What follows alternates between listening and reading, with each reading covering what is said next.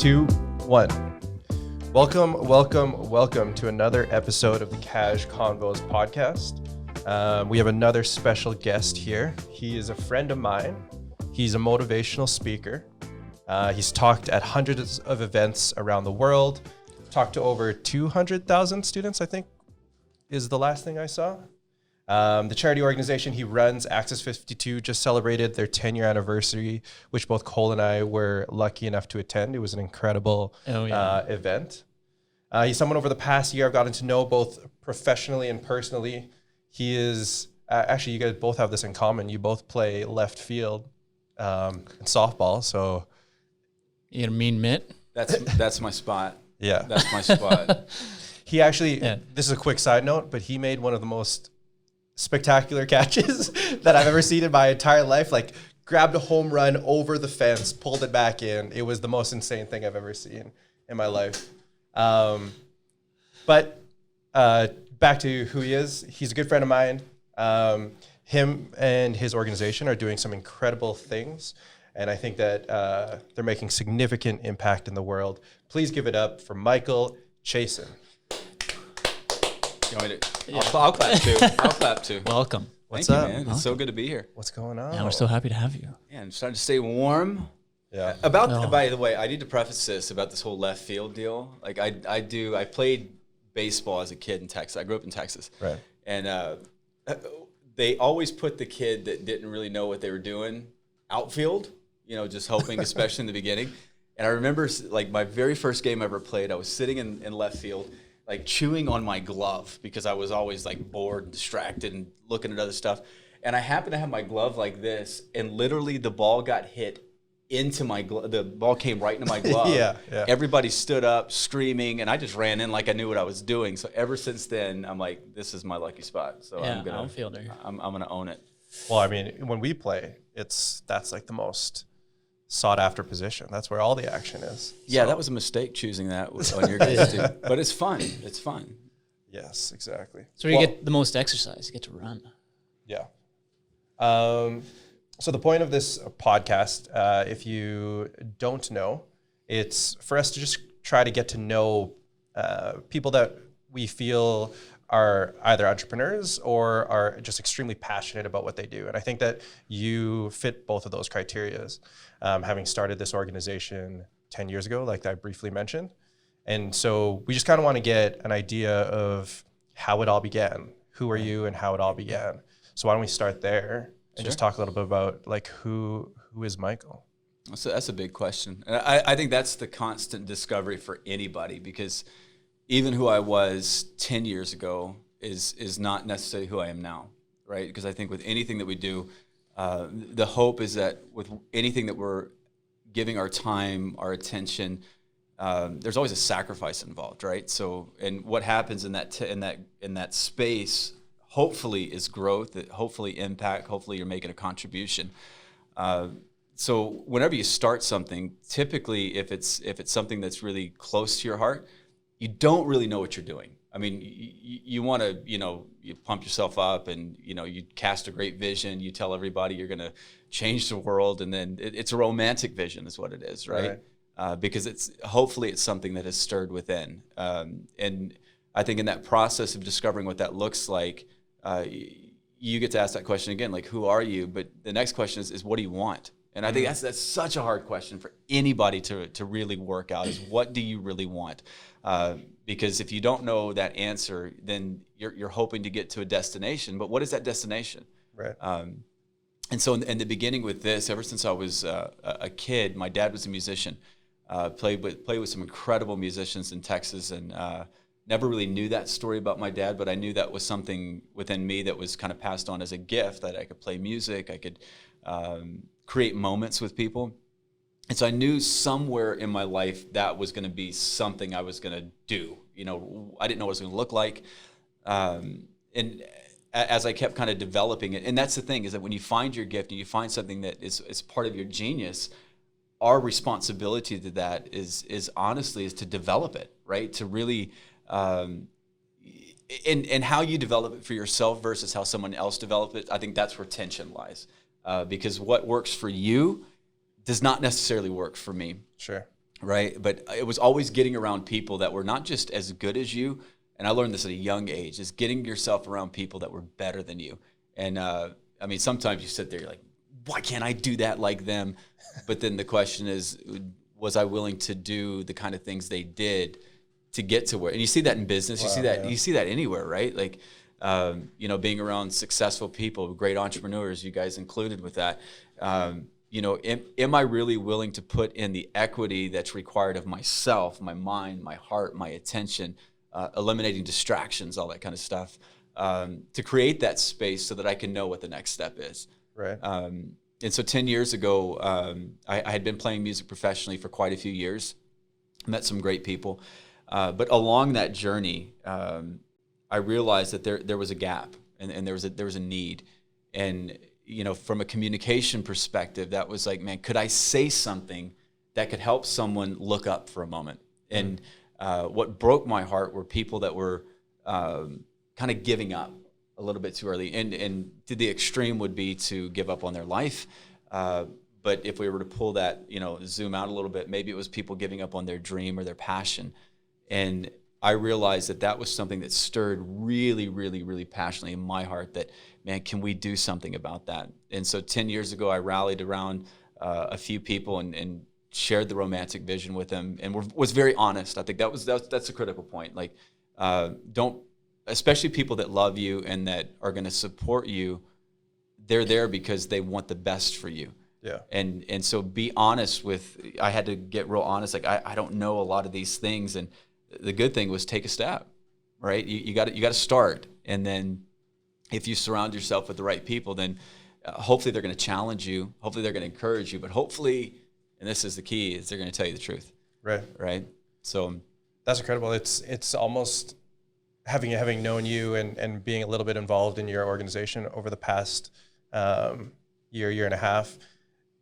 What you're saying there is extremely true in the sense of, I feel that you've surrounded yourself with just fantastic people, and maybe the pathways or the path and the next destination isn't fully clear, but I think you just have the support system that you kind of know that no matter what you put your mind to, things will work. Absolutely. You know? And that's an incredible thing. And so what did that support system look like kind of starting out? Well, I mean, first you have to have the idea. Yeah. I think I don't think it has to be as clear as we necessarily are taught that it needs to be, but it does need to be there. You need to have something that's worthwhile. And the question is, would I be willing to spend my life for this? You know, and this is the big picture though, right? I mean, sometimes, you know, you want to get there and you can take the little steps and you'll do whatever it takes. And actually, just thinking about this, kind of going back, I love rethinking. We didn't really prep any of this, which is kind of cool too. Yeah. Is when I started playing music and I started traveling with people and being a guitar player and that kind of role, I was around people that had a vision. I was around people that had a real clear direction of where they were going. And so that allowed me to not question my role and my place at that time. Right. And I've always said this, if you don't know what that is for you, get around people that do have that you can connect with, help them, you know, tell them you'll come work for them and give your time in an evening and learn. And when you get around people like that are just intentional and focused and another one, have fun. Yeah. Right. All of a sudden there's going to be a piece of that story, a piece of that moment at some point that it's going to click and you're like, now I see a road. I see a problem that needs to be solved, and I think I got a solution to make that happen. Right. And that was part of that for me, right? So I was very thankful for all of the people in my life that spoke things, and don't even discredit the people that speak the things that aren't true sometimes, right? Because that allows you to kind of bounce back to say, yeah, maybe I'm not as good as I think I am at this or that. I mean, that whole self-awareness thing is so critical and so crucial, right? Because we can't do everything, but we can all do something, and we can all do something pretty great. And understanding what that place is, that's a great contribution. And what you guys are doing here, man, like that's, you guys are the living testament of what this podcast I think is meant for. and then capturing the journey along the way. I can only imagine what it's going to be like in a year and in 5 years, right? And I think that's part of the fuel that kind of fills it up, right? Well, talking about a support system and surrounding yourself with good people, I mean, you're a great example of someone with such charisma and positivity that is so infectious, because what's more infectious is negativity, and the people who are bringing you down or saying or trying to keep you in check and making you have some questions. So to surround yourself with people who are life providing is huge. 100%. And knowing when you become truly clear and aware of what are the things that are giving you that energy to create and that ability to dream again, right? I think what happens is we get so caught into routine sometimes that we lose sight of why we even started in the first place. And even though it's great stuff, your passion just kind of all of a sudden is not like it was in the first place. But on a thing that you said too is not being careful not to look at a charismatic person and think that's what I got to be like, because some people are so their interior life is so amazing, and maybe they're not expressive on the outside. And I've seen this in my talks sometimes. And when I was first starting as a communicator, and you guys have been to some of my sessions, it's pretty emotional. It's pretty kind of you're kind of going up and down. You're crying. You're laughing. Yeah. And when I first started, I would look out there and I would see all the people kind of responding to whatever. And then something would always happen. My eye would always go to the person that's like this. And they've got their arms crossed and they're just like, and I'm thinking to myself, now my goal is to get you to respond somehow, right? And what it did is it kind of took me off track because I forgot about the other, 800 people or 400 people that were there. And it never failed. I would say, well, maybe, but anyways, for the most part, that person that I was like kind of putting all my energy into and my focus into and like, come on, you got to get this. You got to get this. That's the person that would come up to me at the end and be like, that was the best thing I've ever heard. Right. That really hit me right in the heart. And I'm thinking to myself, could you maybe next time tell your face what was going on? Smile, nod. Because I think we're prone to that as humans, right? Like we need sometimes that assurance or that, hey, I'm with you kind of thing. And that's maybe an encouragement to people that maybe aren't as, charismatic on the outside. Like your willingness to even shake your head to say, man, I'm with you. That really echoes quite a bit. But you're totally right. I mean, you can be a charismatic person or more of a introverted and reflective person, but still bring that same kind of ability to make people happy to be around you. Yeah, right? No, it's funny you bring that story up because something I am curious, not just for you, but generally for people who are venturing off and doing something that's maybe a little left from the norm, or a little right from the norm. So Cole, this is a story that Cole said in one of our first podcasts, but when we were deciding to leave our previous job to start this company up, there was a lot of people who were positive and excited and gave us a lot of encouragement, but there was just as equally, if not more, of the kind of questioning or the doubts and whatnot. And I'm always so curious about people like you and how do you just kind of take that in and just persist and keep going down the path that you're going. And it seems like it's a little bit of self-awareness and there's seems to be a little bit of blind faith almost in your abilities, but how did you navigate through those if you had those types of negativity?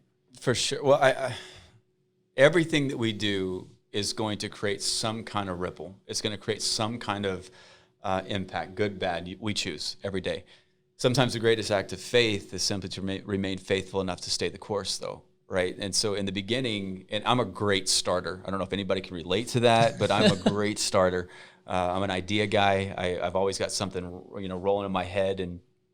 And so that process is fun and exciting. But what happens when you bump up to those the other side of the people that actually love and care about you, or maybe don't even know you, and they start kind of, hitting on you, saying like, well, you shouldn't do this, shouldn't do that. Here's the thing. I believe that when we see somebody doing something that we probably should have been doing ourselves, there's a really uncomfortable tension on the inside. Wow. And our only way to get it out sometimes is to say, well, you shouldn't do that. Well, actually, maybe you should be doing what you were supposed to do in the first place, because obviously right now you're miserable. Obviously right now there's something that you need to do and that you need to come to terms with.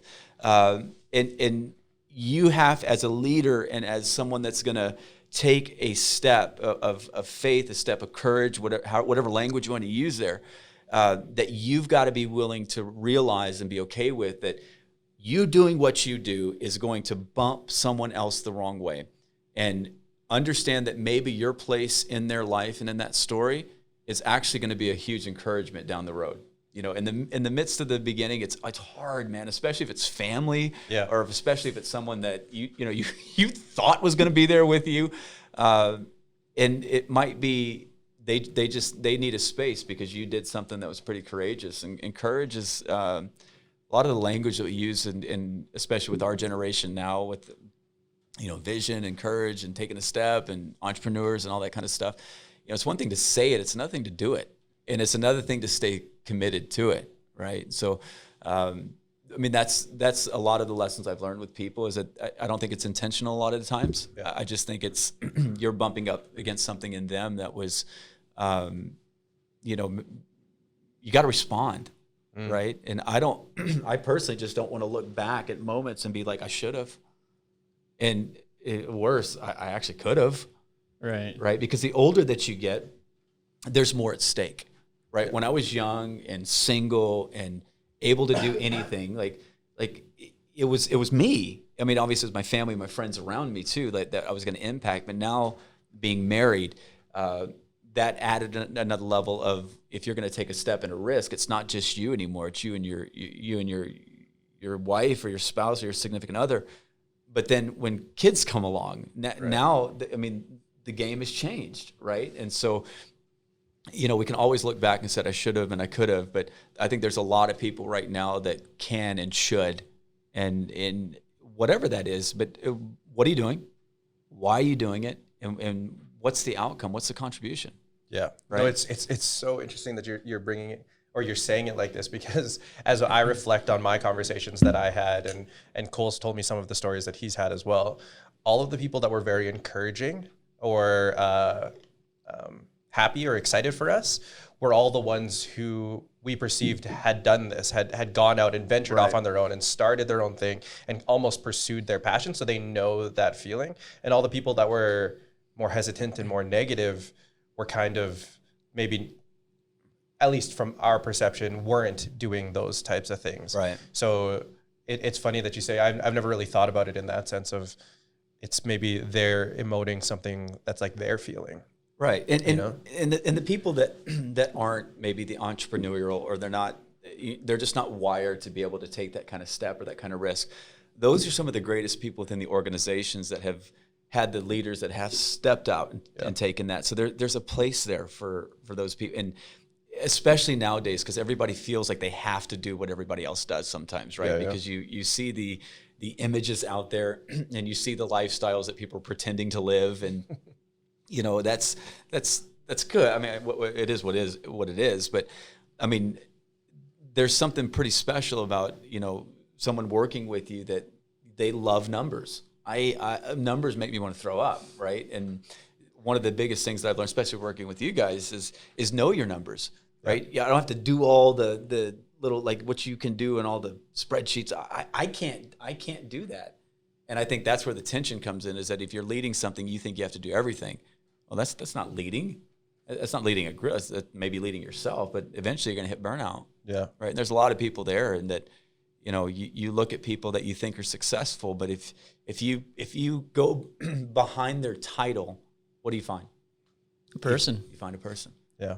And what's in that person is usually, there's a lot more packed in that the motives that are behind that's what drives me to get to know people. Like, for as running a charity, like, I'm not very good at asking for money, because every time I would meet people that were influencers that could maybe support the cause that we were doing, like I was more interested in getting to know the person versus what they could potentially do for me, right? And that really gave me a lot of that was a lot of great lessons, and still lessons to this day. It's like, man, like there's a lot of misconceptions about people that have made it to whatever level you think that is, and typically it's around money or it's around material things, right? But I think there's a lot of merit in that. I think there's a lot of success in that, because, and I've seen it in other aspects as well. I've seen it for a couple examples within sales, even, where you have people who are trying to sell stuff and people who are trying to get to know people and know their problems. And the sales will come through that because, one, they care about the person, they care about their problems, and then they can give them an offering, or they just built them a relationship instead of trying to push something on someone without them needing or knowing, but getting to know someone and really getting to the root of what the problem is or what they are or what they need. Then you can build on that in so much more. And then if that leads to money and donations, then that's going to be so much more easier, because you've got to know this person. If this is a passion for them, or that they're engaged, as opposed to reluctantly begging someone for something. Yeah. You're definitely investing in people and relationships, and then the outcome of that sure has a lot of different ways. But I think you're right.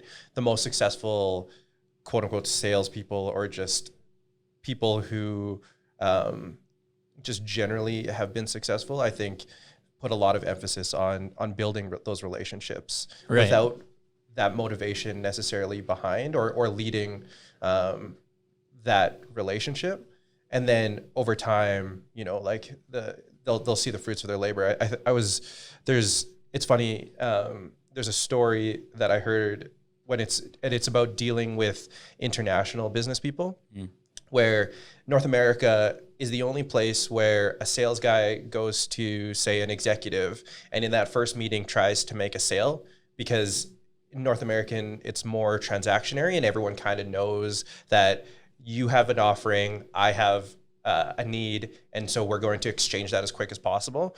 And if you tried to take that exact same mentality and bring it to, say, Japan or to some other Asian countries, they would just kick you out of the door right away. It's because I don't know you. Like, so how am I supposed to trust that what you're saying means anything if we haven't built this relationship? So the lead time for sales or relationship building in some of these other countries is so much more drastic. But for whatever reason, North America, it's more of a instant gratification, like, transactionary relationship, which is just an interesting, I guess, dichotomy of how people were.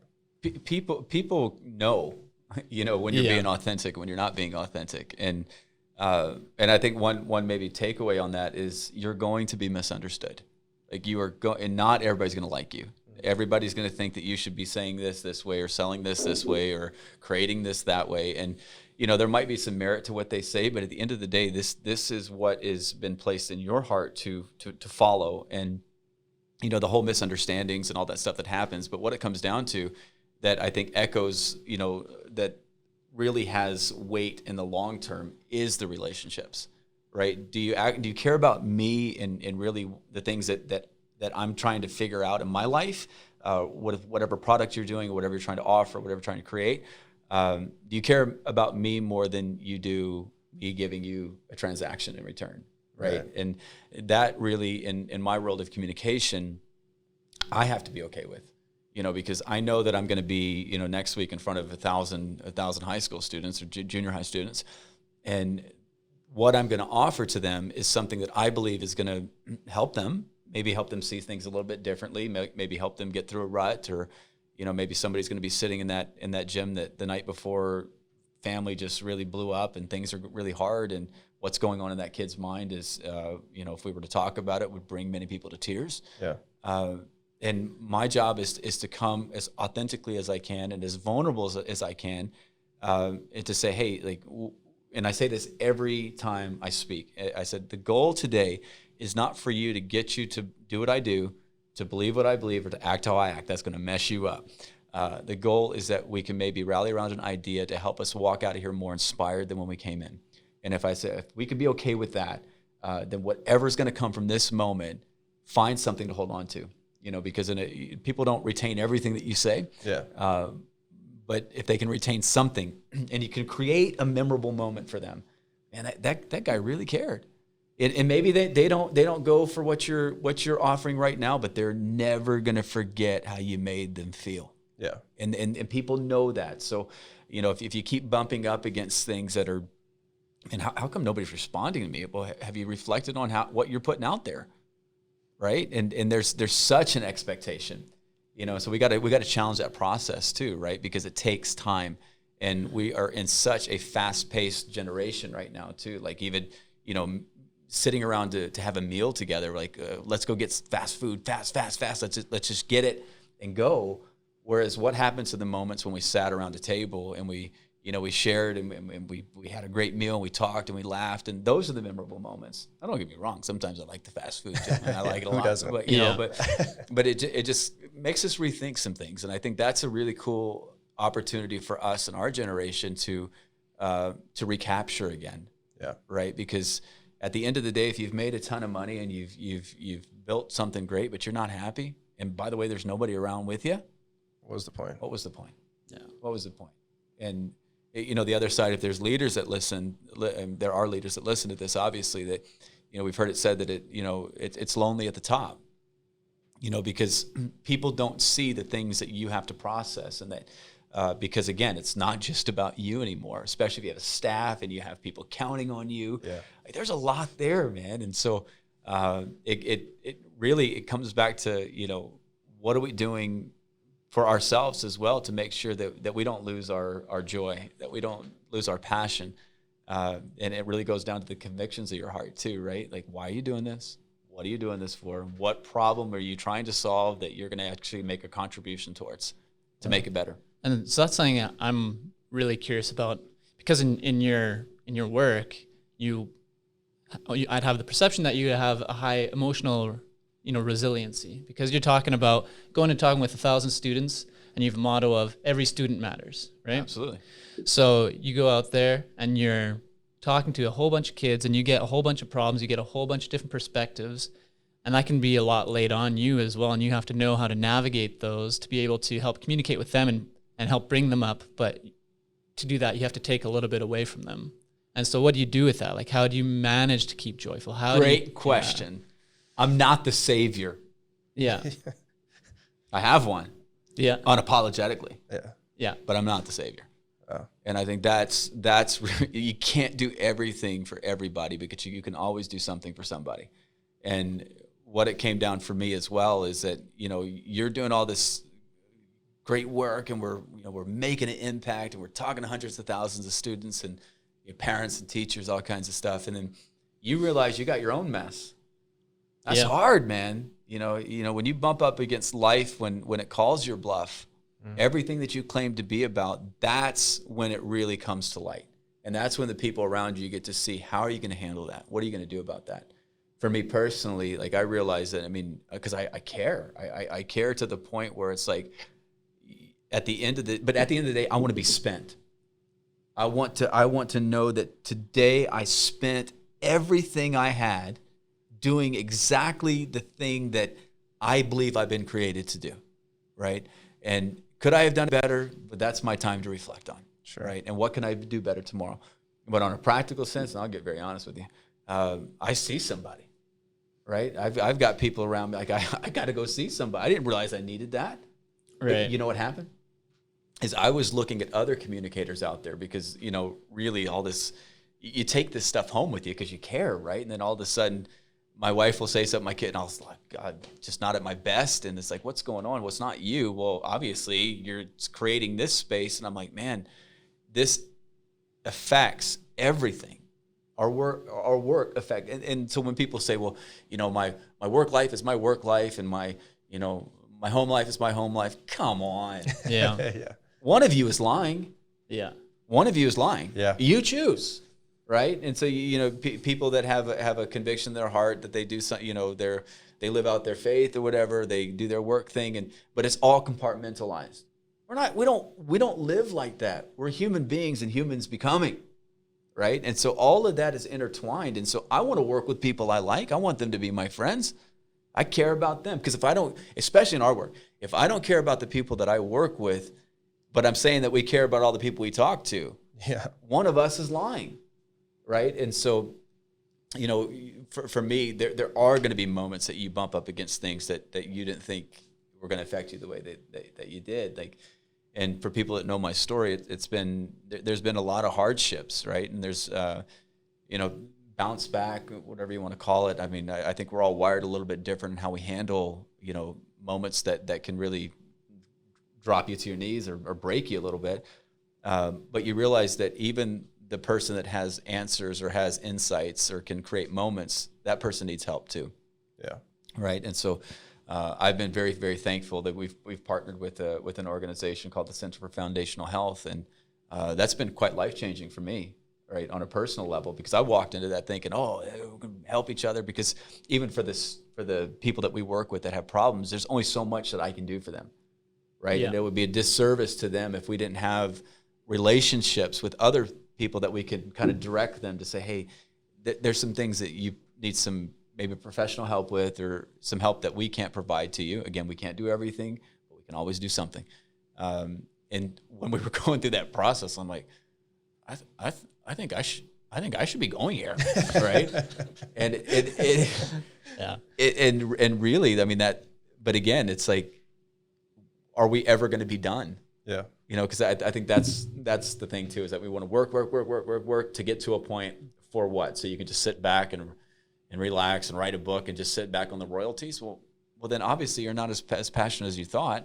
That's just another piece, right? So, I mean, for me, it's to have somebody to be able to talk to too. That honestly is not my wife, and my wife is one of the most incredible people on the planet. Like, I totally married up, and she's one of the biggest believers in me and what we do, and she's committed to what we do.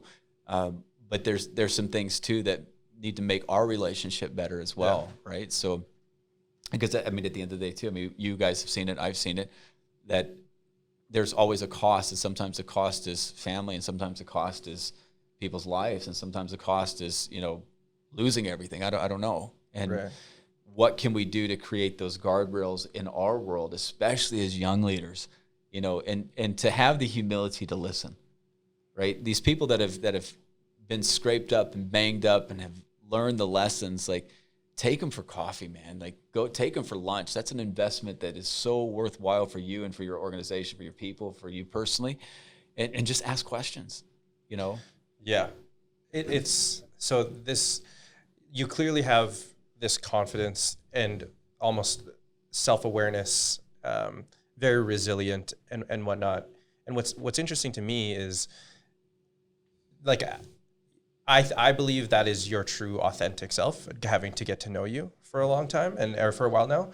And when you go to these and you talk to these kids, that's almost what you're trying to instill in them, right? Is that, and how does that work for you? Like, how do you try to give that message to these kids who are going through such weird times in their lives, you know, like having not as much experience as much as you do, to be able to have that time to grow that confidence? How do you relay that message to these kids? That's great. It's a great question. When you forget your story, you forget your why, right? So the benefit to my work is I'm constantly telling the stories over and over again. So I'm not forgetting them. I'm not forgetting the things that were funny, and I'm not forgetting the things that were really hard, because the track record for getting through all those bad days is 100%. We've aced it. Right. We're here today. If you're listening to this, you're here today. And if you just paused for a second and you thought back, like, of all the things, and we've all been there, were moments that you thought there is no way. Like, I'm done. I'm throwing in the towel, and whatever that looks like for you. I think we've all wrestled with that reality at some point, at different extremes, obviously, or different levels. But our track record for getting through those days is 100%. And what I want to do is to be able to take back and look back and to say, man, what are the things in my life that keep showing up and repeating themselves that I don't like? And what do I need to do to change those things? Wow. Right? And it's not easy, right? And I'm not saying that I've got it all together. I mean, hey, I'm messed up, right? But if I honestly feel this, like there's so many people that have so much more to offer than I do. And if I can do this little bit and we've made a bit of a splash, like imagine what you can do. Wow. Right. And we've said this too, and we're going to get to this, I think, at some point in our conversations, maybe not here, but you always look at being able to pass on the torch to somebody else and to create a platform, and then, somebody else is going to come take it over. And are we leaving it better than when we started it or than we received it? In our world too, I was asked this yesterday. We're in the process of writing a book right now. And my writer that was with me, she goes, so have you thought about somebody that you're starting to form that can be another you? I said, no. There's nobody going to be another me. Yeah. Thank God. Right? I mean, honestly, thank God. And I'm not saying that I'm anybody special, but what I am saying is that if I'm trying to, create another me out there, then that genius in that person's never going to come out. Right. And so I want to look around and be a part of looking at other people's geniuses and saying, hey, how can we build your story up? And can we tell your story? And can we, would you come share? Right. Like stories matter. Stories impact. Stories are so critical to any growth of any organization or any mission out there. Right. Within that story, I think that's where all the details and that's where guys like me start wanting to kind of throw up a little bit, because if you don't know why it's working, you're not going to know how to fix it when it stops. I mean, I heard that recently, and that like hit me with a ton of bricks. I'm like, yeah, wow. Especially because I'm always like on the spur. Let's just figure it out. Let's just go, and I'll create like havoc, stress on my team because of that. So don't worry about it. It's going to be just great. Where their mindset from the back is coming in saying, but we want this to continue to work. And then we also want this, we also want to make it better. Wow. And they can actually but what do I have to be open? Do I trust my people? Yeah. Do I trust my team? And that's hard. It's so hard sometimes, right? Because I mean, especially after doing it for so long, right? And seeing the success that you've seen, I completely understand how hard it is to almost let go of certain things. Just one, it's not what you're used to, but also it's difficult, right? Like it's difficult to trust. But as we've seen, we've personally gotten to know your team and again, it's no different than what you were saying at the beginning, where you surrounded yourself with good people. It's like, I still feel that is true today. And you surrounded yourself with people that do believe in the mission, and it's a great thing to see. What's that song? Sure. I got young kids, and that Frozen, right? That came out, whatever, Frozen 1, then Frozen 2, and that Let It Go song. Yeah. And we've heard that, like, let it go, just let it go. And it's not as easy, but for creatives, especially in my place, it's not let it go. It's if I actually open my hand to the people around me that are committed, that are bought in, that are that are truly there.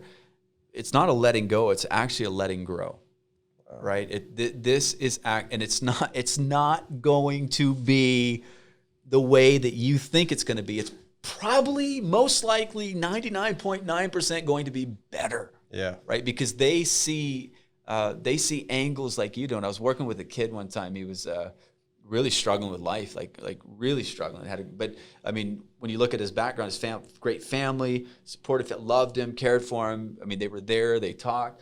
But he was really wrestling with some things. But he loved football, right? He loved football, but he couldn't think of how to get through this thing. I said, well, when you get the ball, like, do you just run exactly what they told you to run? He goes, well, that's how I start. I said, good. Then what do? Then I look at the obstacles, and then I figure out a way, and I look a few steps ahead of where I'm going to go. Yeah. I said, so what's different about your story now? And it was almost like a light bulb went off for him, right? And it was like, whoa, cool. Now, I don't know what happened out of that. Like, I didn't dig in, because when somebody gets it, close your mouth. Let them now go. Let them run, right? But again, it's opening your hand and your heart to the team with you. And we don't like talking about that. So, that's too emotional. You're an emotional person. Yeah. Everybody is. That's how we're wired, right? But we can't let our emotions just, dictate what we're going to do. Otherwise, half of us wouldn't do anything, right? Yeah. But there's a piece to that, because that's almost the glue that creates the culture together. We talk a lot about culture. We've heard a lot about culture this, culture that. What is culture, though? Culture is being around people that we're on. There's a mission and a vision that has brought us together, and we're going to pour our hearts out and our lives out and our everything out for that. And we're going to make a great contribution, and everybody's included. Yeah, everybody's included in this because we're going somewhere together. But I really can't do it without you the way it could be done. I mean, of course, and that's the challenge for especially the entrepreneurial type, is to say, I'm just going to do it. I'm just going to go. And that's really where my challenge, especially as I'm getting older now, is that, are we just creating a solo stage, or are we trying to create, honestly, a platform? Yeah. Right. But that's our story. And so I think every organization needs to wrestle with that a little bit, right? Every person needs to wrestle with that, and what's my place on that? Am I the guy that's actually, my job is actually set the stage up. My job is to make sure it's firm. My job is to make sure that, the lights are just right. My job is to make sure that there's a place. Yeah. Right. So you said something. It was, sometimes it's not to let it go, it's to let it grow. That's a bar. That's a great line. Yeah. That's incredible. So as you mentioned growing and expanding and expounding on the last 10 years, what does that look like, not just today, growing the charity and then the organization and involving more people, but what do you want to see out of this, in another 10 years from now? Yeah, I don't think it's ever changed. I think it's for us to reach as many people as possible with the message of hope, right? To stand, because we know we've all been there, that we've gone through the ups and downs of growing up, right? If you're over 18, you've been there. You know that there's pivotal moments and anchor moments that we can come back to that are good or bad, and so we don't ever want another young person to end their life, right? And end their life too early. And, we got a phone call yesterday that broke our hearts. We're going to an event that's happening in a couple of weeks. And at that school that we're going to, a situation happened where a young girl had taken her life. And, when I got that call from one of our staff, I actually, my wife called me on that one, and I was just kind of dumbfounded for a second. And I said, I got to call you back. And as I was just driving, I got emotional thinking about it, because I'm like, man, this is why we're doing this. Yeah. Right? Because, again, behind every title, behind every person that's got their whole, social brand out there that they're trying to get the world to see them as a certain way, there's a real person behind that. And if we can come somehow intersect with them, with something that can help them think a little bit better and a little bit brighter, and ask some really some tough questions about life and about truth and about reality, and they can sit on, and that's something that I hope to spend my forever life on. Yeah. Right. And as you step back too, it's like, whatever comes out of that, my heart's in the right place, and I hope it stays in the right place. It goes back to what you said. How do you keep it there, though? Yeah. Right, because you can get really distracted really easy, right? And so how do you refill the tank here? And it with the people around us, and it's reflection, man. It's so tough, but don't get stuck in that either. That's why the rearview mirror is smaller than the windshield, right? Like you look back occasionally, like, man, we gotta look how far we come, but really the windshield's everything. And you've heard the analogies before. You drive into the light, you see the cracks on the windshield. You see how messed up it is. When you're driving away from the light, everything looks perfect and great. I want to be driving towards the light, always, right? And realizing there's some things that we gotta, it's not perfect, and that's the tour that we're launching in this next year, is the Still Under Construction tour. I'm so excited about it, because that's the reality. I'm still under construction. Yeah, still in process.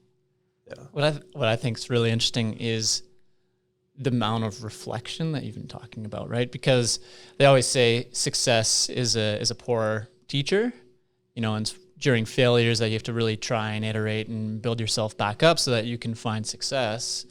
But to say, you know, if you're going down something and you're having good days, to be able to learn and know why you're having those good days so that when you have the bad days, you can better tackle them. I think that's really interesting. That is really hard. Constant examination, constant examination. And you got to find the way that works for you, right? And this has been around for centuries and centuries and centuries. And you just go back, you're gonna find, and I would challenge anybody to do that when you think about an examination, like of conscience and of heart, right? Like, what's the point of that?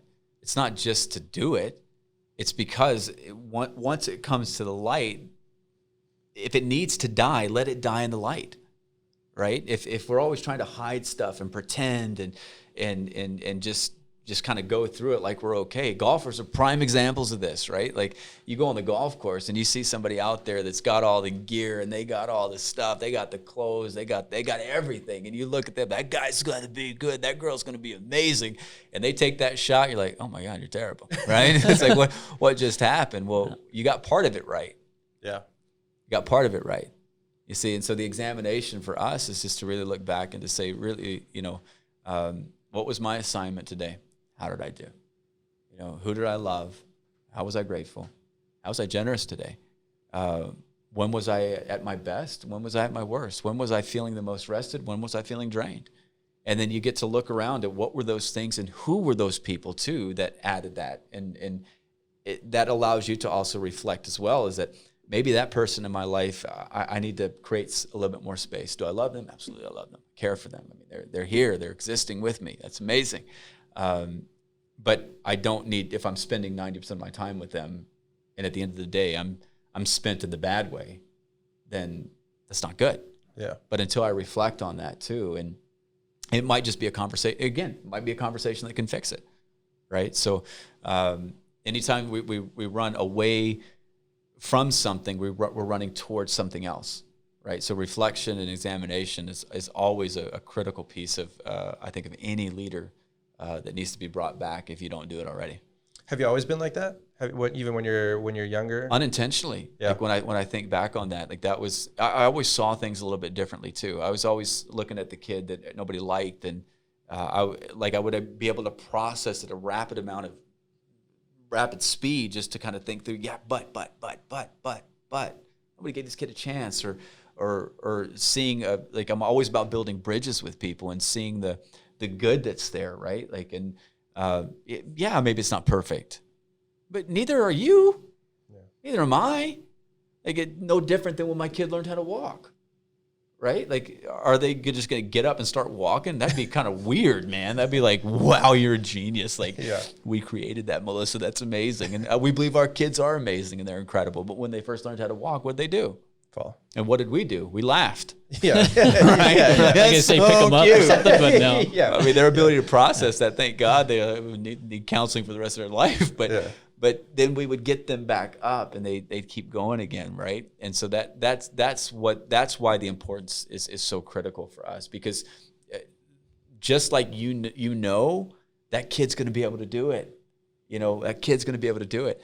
Your job as the parent, as the guide, is to what? Pick them up, smile with them. Don't, you're never going to get this. And that's where the challenge comes in, because we get our own mess in there too. And sometimes we don't realize that. We see that working with parents too, is that your time and your presence is the greatest gift you can ever give your kid. Yeah. Because you go back to moments like that, and most like, for the most part, they're walking fine. Yeah. Right? Yeah. That's incredible. It feels like we're getting our own little private event here. I feel inspired today. I know. I'm super inspired. I love listening to you. I've gone to a couple events with you and seen the impact that you make. Because when you're in high school, grade 9, grade 12, or even grade 10, just you have a little bit of you want to act cool, so in front of your friends. So you're going in. You see it all the time when these kids walk into the gyms and they're kind of nonchalant about it, but once you start talking and once you start telling your stories, like the impact is like, it's so visible. Right. It's insane, and I've seen it for myself, and it's honestly incredible. It's incredible what you do. Thank you. What are you most proud of right now, whether it's personally or with the organization? Is there anything that just jumps out to you as like, this is what I love. This is what inspires me and continues to inspire me? My people, man. Yeah. My people, hands down, starting with my wife. And the thing, and that's not just the thing that you're supposed to say. You know, the more that I've been reflecting on that is that, you see, you're whoever you live with knows you the best. They know the real you. Yeah, they don't know the stage. You know, they know the stage you, but they know the off stage you. Sure. Right, and they love you through that, and that's what I'm probably most proud of, is that somehow, like, the desire as a kid, you know, because my experience of relationship was terrible growing up. You know, mom and dad divorced when I was like, you know, they never. I think when I was 3, but there was always problems, right? So I never really had a handle of what that would look like, but I always knew it was possible. And to, you know, today looking at this and being so thankful and proud that I have a wife that loves me, and you know, we have 2 amazing kids that are just incredible. And then you zoom out a little bit more, and it's still our people, like, you know, our team and our directors and our supporters. I mean, these are people that you actually live life with, and I couldn't be more thankful, more proud of anything else other than that, because that's what matters most. Yeah. Right? That's what matters most. Yeah. No, that's amazing. Any big events coming up? Lots, actually. This year's going to be crazy. Like, we've never really marketed what we do, sure. Which at first you're kind of like, we're just phones, just call them. We're just doing it's all great. And then somebody tell me, "What? Are you stupid?" Yeah.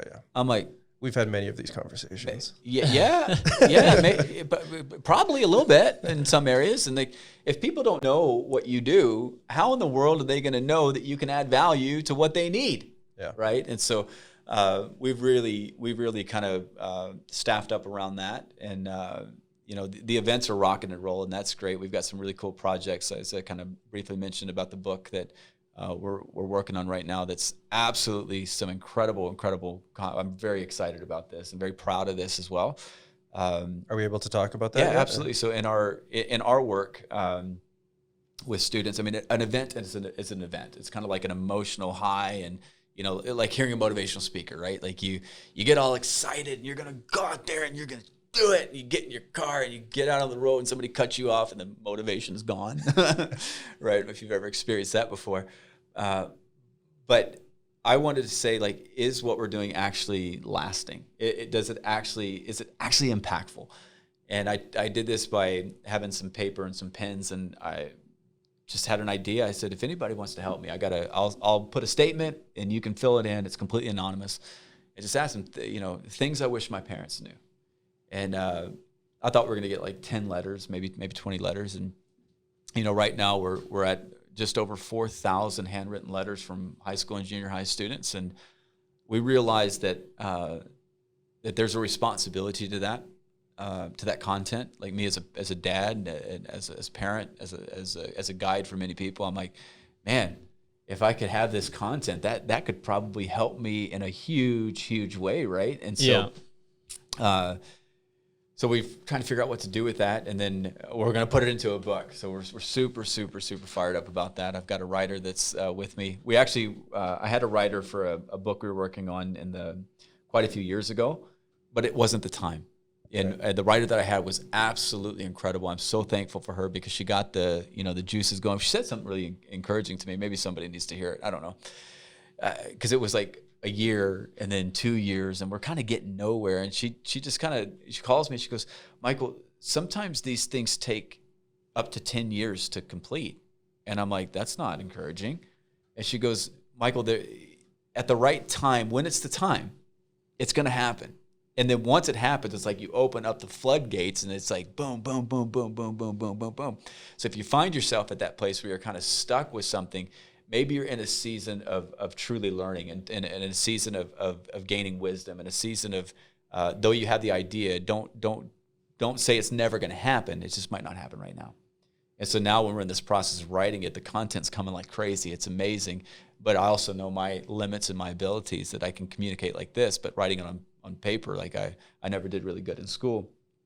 And then to have those people that can, help build that out for you. So I'm super excited about that project in particular. To give the students a voice, number one, because they share their hearts with us, but then also hopefully to help a community of parents and educators and guides and coaches. Well, especially for parents, because they're, take away the title. And what are they? They're a person as well. They're learning, they're growing, they have good days, bad days. They're trying to figure it all out, and to have some additional insight into what their kid's thinking. Like, they're trying to figure that out each and every day. And some are better at it than others, but I think most are probably pretty poor at it. Well, we don't know what we don't know. And we heard a great quote: perfect parents exist. They just don't have kids yet. Right? They don't have kids yet. Yeah. And again, like we're not, especially with this project, because it's such a, you bump up against moments in it and tension, like, man, we need more data, we need more insight. But we're not coming at it from we're coming at it from a heart level. Like this is what these kids are saying. And if I knew that, though this might not be my kid, this is my kid's friend. And my kid is involved in a story like this, right? So it's just really, and as a communicator, like it's a gold mine of information as we're developing content for the tours and for the talks, that we want to be able to talk about things that people are actually going through. Sure. We don't want to get up and just share things. Oh, that guy was really smart. That guy was really funny. How can we combine it all together, right? Yeah. So that's, we're rocking and rolling, and we're excited for this next year. Charity's growing like crazy, and loving it. Yeah, no, I'm extremely excited for the future of your organization, and just even that book that you were saying. It's going to be extremely inspirational. I'm sure it'll make a significant impact, as everything else that you do does. So we've actually crossed the hour mark, if you can believe it. Yeah, it flew by, right? It feels like all of these, every time we have we do a podcast, things just kind of, especially with you, it's very easy to see how we could just be here for another couple hours. You just keep chatting, yeah. But before we close out, is there any what are your socials so that people can follow you, can get a hold of you? Oh God, I don't know all that. I should have it. I'm getting better at that. Can we put it in? Well, I can put it in the descriptions. I did do a little bit of homework. Your website is www.access52.com. Yeah. That's, I think, where they can go to get a lot of your information, and as well, you personally on Instagram, Facebook, at Michael Chiasson. Yeah. MichaelChiasson. You got it. But yeah, we'll put all of your contact information, all the websites, and all that stuff in the description. I appreciate it. And then also, so the charity site is access52.com, and then personal site is followmc.com. We do a lot of a bit of corporate as well, like to help with the team dynamics, because again, we bring life to our work, like real life to our work, and sometimes just having a moment to bring your whole team or organization together to have a time just to kind of get charged up a little bit and to think about the bigger picture of things. So we love doing that kind of stuff. Before this closes, though, I really want to ask you guys a question. Do it. You guys know me and us. Like, what do you think that I could do better? Right? You guys are geniuses at this stuff. I mean, I've just been in these kind of things with you, and I'll put you on the spot. I don't care. But what are some things that you see with what I'm doing? Like, because you asked me, like, what do you want to do in like a year or 10 years or whatever? Like, what do you see in knowing me that I could do to be better at what I'm doing? Yeah, I mean, I think from my perspective, right, part of why I've gotten to know you over the last little bit is because I think you and your team have recognized that this can't just be, this organization and this charity and this purpose can't be just right now, right? It has to be, like, the message itself and the cause is so impactful that it has to be a forever thing, right? There isn't going to be a point in time, in my opinion, that something like this isn't needed. And from my perspective, I want to see your organization and your team grow to the point of, being able to make impact not just in Canada and Calgary or not just in North America, right? Like I think that this is something that can be global, and this is something that the message needs to be shared. And so from my perspective, I think you've already taken the step to getting there, and now it's just about executing, right? It's about recognizing that you want to grow this organization and to scale the organization. We've talked about this a bunch, but it's recognizing that and now putting the necessary actions in place to execute on that. And that's what I see for the next, and that's what my hope is for the next 10 years, is that not only do you grow professionally and personally, and the charity itself is successful, but I would love it if people all around the world got to hear your message, because I've seen the impact that you've done, and I think it's a message that can be, that should be shared across the world. So that's how I see it. And so I don't know if I necessarily answered your question, but that's what I believe. You did. Got to expand the vision. Got to dream some more, hey? Well, I'm proud of what you guys are doing. I'm proud to call you guys friends, and I wish you guys the very best. And in the work that you're doing, you've been a blessing to me and my team, and I'm fired up. Let's go. That's amazing. No, I appreciate it. This was an incredible conversation. Just to close out, as always, thank you everyone for listening. I'm sure you've got a lot out of this conversation, as both Cole and I have. We do this because it's fun and we want to entertain everyone, but I think even in this one in particular, we've learned a lot. But if there's anyone else that you feel that you want us to interview, or if you like some of the conversations we're having, make sure you you DM us their name, and we'll try to make those interviews happen. Whether you're watching us on YouTube, listening to us on podcast streaming platforms, Apple Podcasts, Spotify, Google, just make sure you go down, you subscribe to get notified when we release new episodes. As we said, make sure you follow Michael on all of his socials or his organization's websites, which I'll link in the descriptions below. And yeah, just make sure you follow us as well at KAJ Convos, KAJ Convos. Thank you for listening. My name is Adrian. My name is Cole. And that is Michael Chiasson. And always remember to keep it cash. Later. Thank you. Good? That was great. Cool, man. That's It did fly, but there's a lot of stuff in this. I wanted to keep going. There's a to be wealth. honest. Yeah, there's seen a lot of things. Been through a lot of things. And I've experienced a lot of other people's things. And it's really valuable. Hopefully it's helpful.